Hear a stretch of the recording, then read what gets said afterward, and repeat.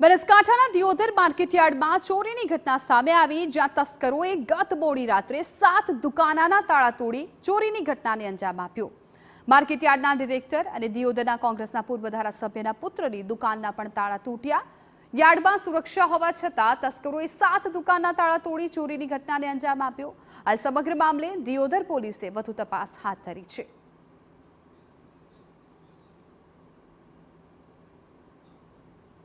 Deodar market में 7 दुकानों ताला तूटे थे, चोरी पण थी है।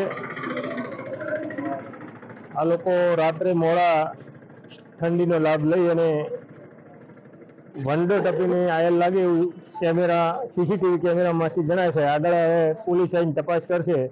मार्केट में आटली बधी सुरक्षा होवा छतां जे चोरो चोरी करी गया छे एनी पुलिस ने पूरेपूरी तपास करीने कोई पण भोगे दाड़ो आथमता आनी आ चोर पकड़ाई जावे एवी अमारी पुलिस जोड़े मागणी छे।